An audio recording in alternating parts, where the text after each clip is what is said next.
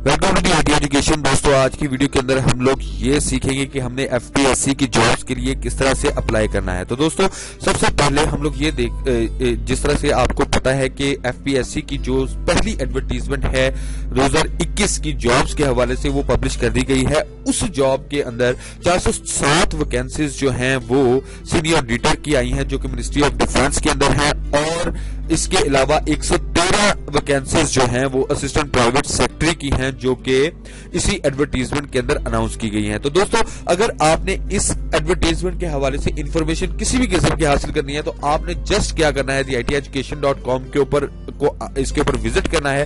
Visit करने के बाद आपको रिसेंट पोस्ट के अंदर एफपीएससी सीनियर ऑडिटर की जॉब्स मिलेंगी और एफपीएससी असिस्टेंट प्राइवेट सेक्रेटरी और जितनी भी एफपीएससी और पीपीएससी की जॉब्स लेटेस्ट आने वाली हैं या प्रीवियस हैं उनका भी डाटा आपको यहां से मिलेगा। तो दोस्तों, सबसे पहले हमने जो अप्लाई करना है, अगर आपने 407 वैकेंसीज जो सीनियर ऑडिटर के लिए हैं उसके लिए आपने अप्लाई करना है, या आपने जो असिस्टेंट प्राइवेट सेक्रेटरी है उसकी पोस्ट के लिए अप्लाई करना है, तो सबसे पहले आपने क्या करना है, आपने एफपीएससी की जो ऑफिशियल वेबसाइट है आपने उसके ऊपर विजिट करना है। अगर आपने वो जॉब की एडवर्टीजमेंट को विजिट करना है तो आप इसके ऊपर जस्ट क्लिक करेंगे, और अगर आपने इसको अप्लाई करना है तो आप फेडरल पब्लिक सर्विस कमीशन की वेबसाइट के ऊपर जाएंगे। वेबसाइट के ऊपर आते ही आप नीचे आएंगे तो यहां पर आपको अप्लाई ऑनलाइन का बटन मिलेगा। आप अप्लाई ऑनलाइन के बटन के ऊपर क्लिक करेंगे तो यहां पर आपसे वो पूछ रहा है कि आपने किस जो है ना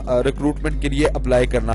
तो जैसे कि आपने ये सेक्शन ऑफिसर प्रमोशनल एग्जामिनेशन, ये एक बड़ा जिस तरह कॉम्पिटिटिव एग्जामिनेशन है, ये उसके जुमरे में आता है। तो आपने जस्ट यहां पर क्या करना है कि आपने जनरल रिक्रूटमेंट के ऊपर क्लिक करना है, क्योंकि आपकी जो भी यहां पर है अल्लाह आपका भला करे जो भी आपकी जो जॉब्स हैं वो जनरल रिक्रूटमेंट के जुमरे के अंदर आती हैं। ठीक है, तो दोस्तों अब यहां पर देखिए 3-4 ऑप्शन हैं। सबसे पहले अप्लाई ऑनलाइन का ऑप्शन है, ठीक है, फिर उसके बाद take print out retrieve tracking ID. ये बाद की बातें हैं जब आप अपनी जो एप्लीकेशन है उसको सबमिट कर देंगे सक्सेसफुली। तो सबसे पहले आप अप्लाई ऑनलाइन के ऊपर क्लिक करेंगे। तो जैसे ही आप अप्लाई ऑनलाइन के ऊपर क्लिक करेंगे तो यहां पर सबसे पहला ऑप्शन आपके पास आएगा कि सिलेक्ट जॉब। अब आपने जॉब सिलेक्ट करनी है कि आपने किस चीज के ऊपर अप्लाई करना है। तो अगर आपने सीनियर ऑडिटर के लिए अप्लाई करना है तो आप यहां से आकर सीनियर ऑडिटर के लिए अप्लाई करेंगे। अब ये आपसे यहां पर आपको टर्म्स एंड कंडीशन के बारे में पूछेगा कि आप जो है ना जो इस मेरिट के ऊपर आपका डोमिसाइल है कोई कहां का है, और उसके बाद वो सारी इंफॉर्मेशन उसने आपको यहां पर दी हुई है। ठीक है, आपने यहां पर अप्लाई फॉर दिस जॉब के लिए क्लिक कर देना है। ठीक है जी, जैसे ही आप अप्लाई फॉर दिस जॉब के लिए क्लिक करते हैं तो यहां पर आपका सीएनआईसी नंबर मांगेगा। अब जिस तरह आपने अपना सीएनआईसी 11 हिस्सों पर मुश्तमिल जो भी आपका सीएनआईसी नंबर है आपने वो यहां पर दे देना है। उसके बाद आपने यहां पर उसको बताना है डेट ऑफ फी डिपॉजिट। तो डेट ऑफ फी डिपॉजिट क्या है, आपने जिस डेट को अपनी फीस सबमिट की है, तो जैसे ही आपने तो जी सबसे पहला सवाल ये आता है कि आपने फी डिपॉजिट कैसे करनी है। तो सबसे पहले आपने यहां पर गूगल के अंदर आकर लिखे एफपीएससी फी चलान। तो यहां पर जब आप जैसे ही डाउनलोड चलान फॉर्म के ऊपर फर्स्ट लिंक के ऊपर क्लिक करेंगे तो आपके सामने जो है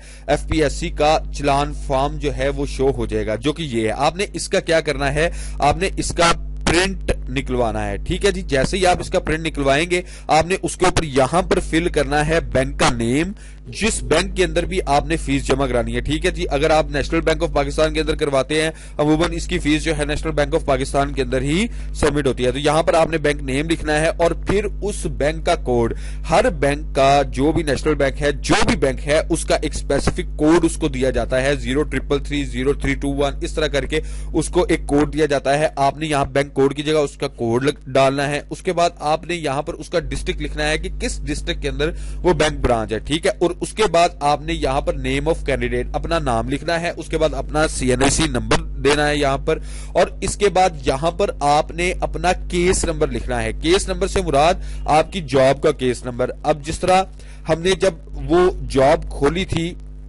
जब हम जो है वो अप्लाई करने के लिए यहां पर आए थे, तो जो ये देखे F418-2021 ये आपका बेसिकली जो है वो आपका जॉब कोड है। ठीक है जी, जो आपकी पोस्ट का केस नंबर है, ठीक है। उसके बाद जब आपने यहां पर उसको फिल किया, उसके बाद यहां पर आपने, अगर आपका 16 ग्रेड है तो उसकी जो फीस होगी वो 300 होगी, अगर आपका 17 ग्रेड है तो उसकी पोस्ट जो होगी वो 600 होगी, ठीक है जी। अच्छा, इस तरह ही यहां पर आपने 300 का जो है ना ये चालान आपने फिल करना है। फिल करने के बाद इसी तरह इसको दोबारा यहां पर भी ये सारा 4 दफा आपने पूरा लिखना है। 4 दफा लिखकर फिर आपने यहां पर जो अमाउंट इन रुपीस है उसको जो इन वर्ड्स के अंदर भी लिखना है, ठीक है जी। और यहां पर आपने डेट डालकर, तो ये फॉर्म आप किसी भी नेशनल बैंक की ब्रांच के अंदर आप चले जाएंगे और वहां पर आपने सबमिट कराना है। जब आप यहां पर ये फॉर्म सबमिट कराएंगे तो यहां पर एक आपको स्टैंप लगा दी जाएगी और एक आपको जो है ना नंबर अलॉट कर दिया जाएगा, जिस नंबर के ऊपर नेशनल बैंक ऑफ पाकिस्तान के अंदर आपकी फीस पे हुई है, ठीक है जी। तो दोस्तों उसके बाद अब हम जो है अपने जो नेक्स्ट स्टेप है उसके ऊपर चलते हैं, ठीक है। तो यहां पर अब आपने अपनी फीस ऑफ डिपॉजिट जमा करानी, जिस तरह कि मैंने आज ही ये फीस जमा कराई है, ठीक है। अब यहां पर मैंने ये लिखना है कि फीस डिपॉजिट जो रुपीज है वो 300 है, और उसके बाद आप यहां पर नेशनल बैंक लिखता हूं। उसके बाद बिल फर्ज के मेरी बैंक ब्रांच का जो कोड है वो 0333 है, और बैंक की जो लोकेशन है वो मैं लिखता हूं जी मियांवारी है, ठीक है जी। उसके बाद अब यहां पर मेरा डोमिसाइल है पंजाब का, तो मैं यहां पर जनाब पंजाब लिखूंगा। उसके बाद जेंडर मेल, रिलीजन मुस्लिम, डोमिसाइल डिस्ट्रिक्ट, आपका डोमिसाइल डिस्ट्रिक्ट किस डिस्ट्रिक्ट से आपका डोमिसाइल बना हुआ है। जिस तरह कि अब मेरा जो डोमिसाइल का जो डिस्ट्रिक्ट है वो मियांवारी है, तो मैं यहां पर मियांवारी लिखूंगा। अब इसके बाद आपने यहां पर टेस्ट सेंटर चूज करना है कि आप किस टेस्ट के सेंटर के अंदर अपना जो है ना वो पेपर देना चाहते हैं। तो यहां पर दिखान, गिलगित, इस्लामाबाद, कराची, काफी ऑप्शन है। तो मुझे जो मोस्ट नियरेस्ट पड़ता है वो या तो सरगोदा पड़ता है और या लाहौर पड़ता है, तो फिर मैं इसको लाहौर कर दूंगा। उसके बाद यहां पर इंटरव्यू सेंटर की भी ऑप्शन पूछी गई है कि आप कहां पर इंटरव्यू देना चाहेंगे।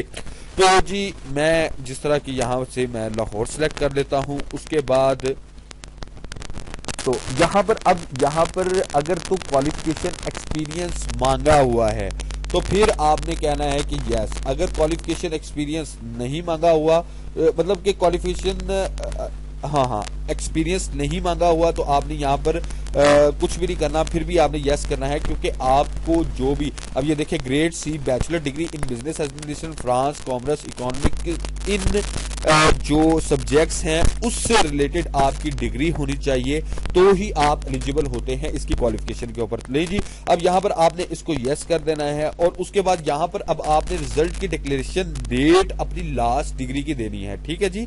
अब ये जिस तरह के बैचलर्स डिग्री है तो आप अपनी बैचलर डिग्री की लास्ट जो रिजल्ट डेट है ना वो यहाँ पर लिखेंगे। अब जिस तरह मेरे रिजल्ट की जो डेट है वो 2018 है और ये 27 है जी, ये मैंने सेट कर दिया। अब यहाँ पर आपने ये वेरिफिकेशन कोड लिखना है ताकि उस सिस्टम को पता लग जाए कि आप एक रिपोर्ट नहीं है।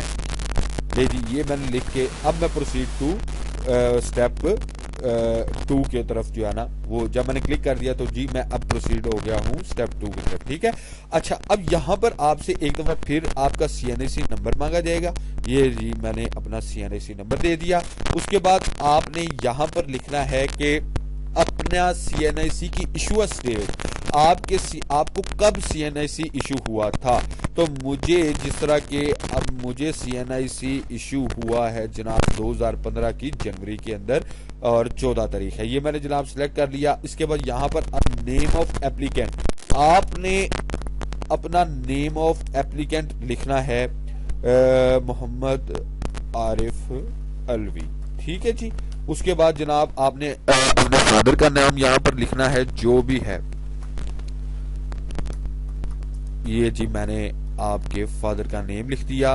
उसके बाद जनाब अब वो कहता है कि आपकी डेट ऑफ बर्थ क्या है। हाँ जी, याद रखिएगा कि अगर आप की डेट ऑफ बर्थ एक दिन भी, मतलब आपकी एज एक दिन भी रिक्वायर्ड क्राइटेरिया से ज्यादा है तो आप इसके ऊपर अप्लाई नहीं कर पाएंगे। तो जी मेरी डेट ऑफ बर्थ है 1995 फरवरी 7, ठीक है जी। अच्छा, अब वो कहता है जी एज रिलैक्सेशन। अगर आपकी एज रिलैक्सेशन के अंदर आती है तो आप उसको क्लेम कर सकते हो। मतलब कि अगर वो कहता है 28 years of education plus 28 years plus 4 years of experience, ठीक है जी, या 44 इयर्स एज रिलैक्सेशन, तो आप उसको यहां से करेंगे यस। अदरवाइज आप कुछ चीजें होती हैं जो एज रिलैक्सेशन कुछ लोगों को दिए जाते हैं, जैसा कि जो गवर्नमेंट सर्वेंट्स होते हैं, आर्म फोर्सेस वाले होते हैं, इनकी एज अगर ज्यादा भी हो तो उसको काउंट नहीं किया जाता। तो अगर आप यहाँ पर ज्यादा एज पे भी हैं लेकिन गवर्नमेंट ऑलरेडी सर्वेंट है तो आप यहाँ पर एज जो रिलैक्सेशन है उसको क्लेम कर सकते हैं। आपने अब यहाँ पर अपना पोस्टल एड्रेस रहा है कि आपका पोस्टल एड्रेस क्या है। तो जी मेरा पोस्टल एड्रेस है डीसी कॉलोनी और मियांबार, ठीक है। उसके बाद आपका मोबाइल नंबर, आपने अपना मोबाइल नंबर यहाँ पर 11 हिस्सों पे मुश्तमिल अपना जो है ना मोबाइल नंबर आपने यहाँ पर डालना है। और उसके बाद हाँ, जब आप अपना मोबाइल नंबर यहां पर दे रहे होंगे तो एक चीज का जो आपने खास ख्याल रखना है वो ये है कि आपका मोबाइल नंबर जो है किसी दूसरे नेटवर्क के ऊपर कन्वर्टेड ना हो, क्योंकि अगर मोबाइल नंबर किसी और नेटवर्क के ऊपर कन्वर्टेड होगा तो आपको एफपीएससी की तरफ से कोई भी मैसेज नहीं आएगा। तो अब यहां पर मैं हफीज अपनी जो है वो हफीजुल्ला अपना ईमेल आईडी जो है वो दूंगा इसको। ये जी, ये मेरा ईमेल आईडी यहां पर आ गया, ठीक है जी। अब अगर आप डिसेबिलिटी कोटा जो है उसके ऊपर आप करते हो कि मतलब मैं डिसेबल हूं, अगर आपको आपके पास एक सर्टिफिकेट है जो स्पेसिफिक डिसेबल लोगों को दिया जाता है तो आप यहां से उसको भी जो है ना डिसेबिलिटी कोटे के ऊपर आप रिलैक्सेशन ले सकते हैं, ठीक है जी। अब जनाब आता है एजुकेशन का पहलू। अब यहां पर आना है, आपने अपनी एजुकेशन यहां पर डालनी है। अब जिस तरह मेरी सबसे पहले वो पूछेगा आपसे मैट्रिकुलेशन, ठीक है। क्वालिफिकेशन जो है आपने सबसे छोटी, फिर उससे बड़ी और फिर उससे बड़ी। जिस तरह यहां पर पहले मैट्रिक, फिर एफए, फिर बीए आप डालेंगे, ठीक है जी। तो सबसे पहले मैं यहां पर लिखूंगा जी मैट्रिक, ठीक है। उसके बाद रिजल्ट डेट इसकी मैं लिखूंगा जनाब 2012/7, ठीक है जी। उसके बाद यहां पर मैं बोर्ड यूनिवर्सिटी लिखूंगा 22 कराची, ठीक है जी। उसके बाद यहां पर मैं अपना जो है ना वो ग्रेड लिखूंगा कि जी मेरा ग्रेड क्या था, ए था। डिवीजन में सिलेक्ट करूंगा, मेरी फर्स्ट डिवीजन थी। उसके बाद यहाँ पर अगर सीजीपीए है तो आपने सीजीपीए लिख देना, ठीक है जी। मेजर सब्जेक्ट्स जो थे मेरे साइंस के थे, ठीक है। अब ये मैं इसको सेव कर दूंगा। ये जी मेरी एक क्वालिफिकेशन जो है वो यहाँ पर सेव कर दी गई है। अगर आपने इसको यहाँ पर गलत हो गया कुछ तो अगर आपने डिलीट करना है तो आप यहाँ से डिलीट कर सकते हैं। अब आप एक और क्वालिफिकेशन डालेंगे जी इंटरमीडिएट, या आप उसको लिखेंगे एफएससी, ठीक है। उसके बाद आप यहां पर उसकी डेट डालेंगे कि आपने उसकी रिजल्ट डेट क्या थी। तो जाहिर सी बात है आप अगर 2012 के अंदर आपका मैट्रिक है तो 2014 के अंदर आपका एफएससी होगा, ठीक है। आपने उसकी रिजल्ट डेट लिख देनी है, अपनी सनद से देख के आपने लिखनी है। आपने जो है ना जल्दबाजी के अंदर ये नहीं करना। अगर आप इसको जल्दबाजी में कर गए और आपकी डेट जो है वो गलत हुई तो ये आपके लिए बहुत बड़ा मसला बनाएगा उसके अंदर जब आपकी वो होगी, आपका इंटरव्यू कॉल होगा, ठीक है जी। अब यहां पर जी मेरे थे इंजीनियरिंग के सब्जेक्ट्स, नहीं जी इंजीनियरिंग, ठीक है। अब ये मैंने सेव कर दिया। अब मेरी दूसरी भी क्वालिफिकेशन आ गई। अब मैं जो है ना वो अपनी तीसरी क्वालिफिकेशन जो है वो डालूंगा जी बैचलर्स,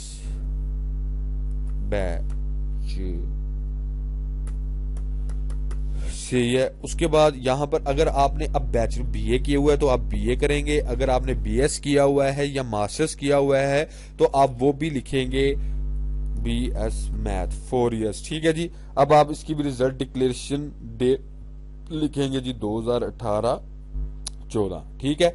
उसके अंदर अगर आपका सीजीपीए है तो आप उसका सीजीपीए लिखेंगे और अपना जो आपका जितना भी CGPA है, ठीक है, टोटल जो आपका लास्ट सेमेस्टर के बाद जो आपका कलेक्टिव GPA बना ना, आप वो यहाँ पर लिखेंगे। और अपने जो सब्जेक्ट्स हैं वो मेजर आप वो यहाँ पे लिखेंगे जी, मैथ, ठीक है जी। ये जी बोर्ड, आपने यहाँ पर अपनी यूनिवर्सिटी का जो है ना वो नाम लिखना है, ठीक है। अब मैं यहाँ पर लिखता हूँ university of engineering and technology, ठीक है जी, UAT, ठीक है। अच्छा जी, अब मैंने ये सेव कर दिया। अब ये मेरी जो है जनाब, ये मेरी तीनों क्वालिफिकेशन जो एंड तक हैं वो आ गई। अब जैसे ही मैं सबमिट योर एप्लीकेशन के ऊपर क्लिक करूंगा तो आपकी एप्लीकेशन जो है वो सबमिट कर दी जाएगी। ले जी, आप अब ये देखें, मेरी एक एप्लीकेशन जो है वो सक्सेसफुली सबमिट हो गई है। अगर आपने जो है उस एप्लीकेशन का प्रिंट निकलवाना है तो आप इसके ऊपर क्लिक करेंगे, और अगर आपने उसको बाद में परस्यू करना है तो आप दूसरी जगह से जाके, जहां से हमने सबसे पहले जो अप्लाई ऑनलाइन का क्लिक किया था, वहां से आप उसको देख सकते हैं। तो दोस्तों, उम्मीद है कि आपको इस वीडियो के अंदर पता चल चुका होगा कि किस तरह से अप्लाई करना है। और अगर बिलफर्ज के आपको अप्लाई करना पड़ जाता है इसके अलावा लेक्चरर की जॉब के लिए, असिस्टेंट प्राइवेट सेक्रेटरी की जॉब के लिए, तो उसके लिए भी यही रॉकेट साइंस अप्लाई होगी, नथिंग एल्स। और इसके अलावा कोई रॉकेट साइंस नहीं होगी। और सबसे जो मेन चीज, जो आपका फॉर्म है जो आपने सबमिट किया है ना बैंक के अंदर, उस फॉर्म को जो उसकी रसीद है वो आपने संभाल के रखनी है। अगर आपके पास वो रसीद ना हुई तो आपको पेपर के अंदर बैठने नहीं दिया जाएगा। Thank you so much.